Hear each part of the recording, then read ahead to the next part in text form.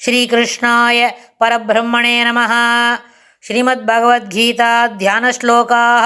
नमोऽस्तु ते व्यासविशालबुद्धे पुल्लारविन्दायत पत्रनेत्र येन त्वया भारततैलपूर्णः प्रज्वालितो ज्ञानमयप्रदीपः प्रपन्नपारिजाताय तोत्रवेत्रैकपाणये ज्ञानमुद्राय कृष्णाय गीतामृतदुहे नमः। सर्वोपनिषदो गावो दोक्ता गोपालनन्दनः पार्थो वत्सत्सुधीर्भोक्ता दुक्तं गीतामृतं महत्। वसुदेवसुतं देवं कंसचाणूरमर्दनं देवकी परमानन्दं कृष्णं वन्दे जगद्गुरुम्। அடுத்தது ஞான கர்ம சந்நியாச யோகத்தில் 11வது ஸ்லோகம். காயேன மனசா புத்தியா கேவலைரிந்திரியைரபி யோகினः கர்ம குர்வந்தி சங்கம் த்யக்த்வாத்மசுத்தயே. காயேன மனசா புத்தியா கேவலைரிந்திரியைரபி யோகினः கர்ம குர்வந்தி சங்கம் த்யக்த்வாத்மசுத்தயே. இந்த 11வது ஸ்லோகத்தில் பெருமாள் என்ன சொல்கிறார்? யோகினகான்னு சொன்னால் யோகிகள், சங்கம் என்று சொன்னால் கூட்டமாக இருக்கிறது. அப்புறம் குழுவாக இருக்கிறோம். அதில் ஒருத்தரோட என்ன பண்ணுறோம்? பற்று வளர்த்துக்கிறோம். அந்த பற்றை என்ன பண்ணுறார்கள்?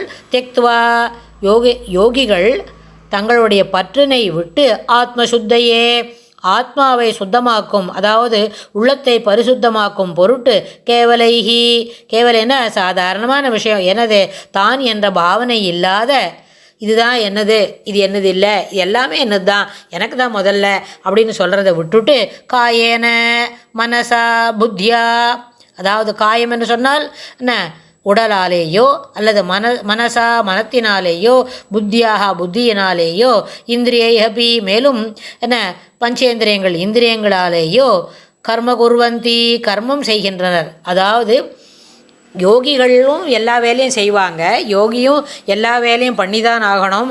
அதாவது அன்றாட வாழ்வியல் லைஃப் ரன் பண்ணமில்ல, இந்த வாழ்வியல்ன்ற பயணத்தை தொடர்ந்து நடத்தணும். The life journey ought to go. அது சன்னியாசியாக இருந்தாலும், சாதாரணப்பட்டவனாக இருந்தாலும், சம்சாரியாக இருந்தாலும், என்ன பிற கேட்டகரியில் இருந்தாலும் இந்த வாழ்வு என்ற பயணம் தொடர்ந்து நடந்து கொண்டே இருக்கணும். ஆனால் யோகி என்ன சொன்னால், யோகியும் அவர்களுக்கு தேவையான செயல்களை செய்து கொண்டு இருக்க வேண்டும். ஆனால் அவர்கள் எப்படி இருப்பார்கள் அப்படின்னு கேட்டால், அவர்களுக்கு இது கேவலைஹி இந்திரியைரபி, இந்த உடலோ மனதோ இன்னும் பிற நம்மளுடைய உடலில் இருக்கக்கூடிய என்ன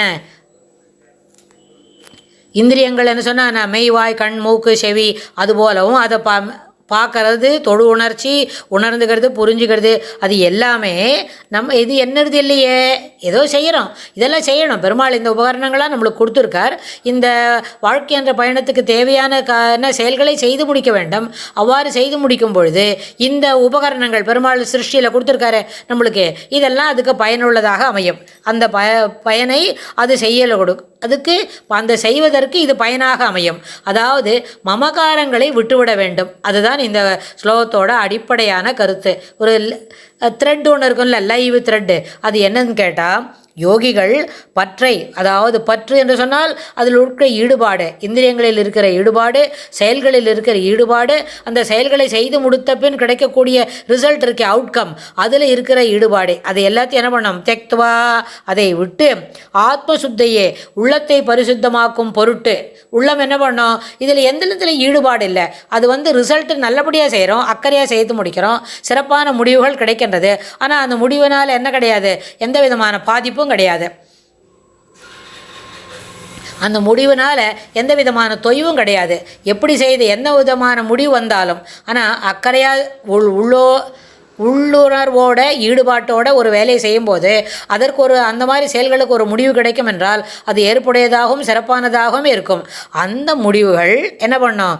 அந்த முடிவு கேவலைஹி இந்திரியைரபி, அது தான் என்ற பாவனை இல்லாத, நம்ம தான் செய்கிறோம், நம்ம செய்ததுனால்தான் அப்படி சிறப்பாக முடிஞ்சுது அப்படின்ற அந்த ஈடுபாடில் அந்த ஒரு மமகாரத்தை விட்டு உடலாலேயோ மனத்தினாலேயோ காயேன மனசா புத்தியா இந்திரியைரபி கர்ம குர்வந்தி, இந்திரியங்களாலேயே கர்மம் செய்கின்றார்.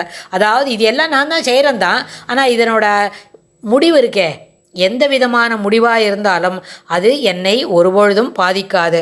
அதாவது அகங்காரம் மமகாரமின்றி ஈஸ்வர அர்ப்பணமாகவே மட்டும் என்ன செயல்களை செய்கின்றார்கள்.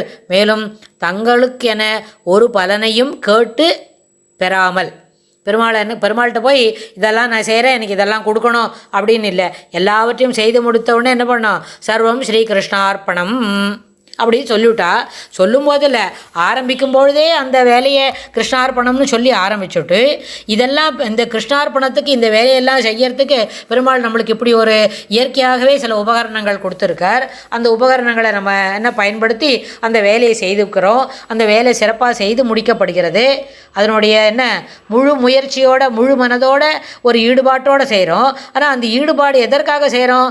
பெருமாளுக்கு செய்ய வேண்டிய காரியம், பெருமாளுக்கு செய்ய வேண்டிய என்ன கைங்கரியம் அப்படின்னு சொல்லி அதை செய்யறதுனால அதனுடைய முடிவு சிறப்பானதாகவே இருக்கும், ஏற்றுக்கொள்ளக்கூடியதாக இருக்கும். ஆனால் என்ன அதில் தனக்கனால தான் இப்படி செய்ய முடியுது அப்படின்னு அந்த மமகாரத்தை மட்டும் விட்டுட்டு செய்யறதுனால அந்த செயல்கள் சிறப்பானதாகவே அமையும் யோகிகளுக்கு அப்படின்னு. ஆனால் நம்ம செய்தாக்க நம்மளுக்கு ஏதோ ஒரு வேலை செய்கிறோன்னா அதுக்கு இந்த காரியம்தான் ஒரே ஒரு நாள் முழுக்க காரியம்தான், ஓயாத காரியம் அப்படின்னு நம்ம சொல்லிக்கிறோம். ஆனால் பெருமாளுக்கு செய்யும்போது அது காரியம் இல்லை, அது கைங்கரியம். பெருமாளுக்கு நம்ம ஒருத்தர் செய்யலேன்னு வைங்கோ, பெருமாளுக்கு கோடிக்கணக்கான ஜனங்கள் இருக்கா. நம்ம பாரத திருநாட்டிலேயே 700 கோடியும் என்ன 145 கோடி இருக்குது. உலகம் ஃபுல்லாக 700 கோடியா 800 கோடி வரைக்கும் இருக்குது. அதில் யாரான ஒருத்தர் பெருமாளுக்கு விசுவாசமாக செய்துடுவா. அதனால் நாம் செய்ய வேண்டியது மனஸ்பூர்த்தியாக கைங்கரியம். எந்த கைங்கரியம் செய்வதாக இருந்தாலும் அதை ஈஸ்வர அர்ப்பணமாகவே செய்ய வேண்டும் என்பது இந்த ஸ்லோகத்தின் உட்கருத்து என்று சொல்லி அடுத்த ஸ்லோகத்தில் பெருமாள் என்ன சொல்கிறாருன்னு நம்ம பார்க்கலாம். ஸ்ரீகிருஷ்ணாய துப்யம் நமஹ.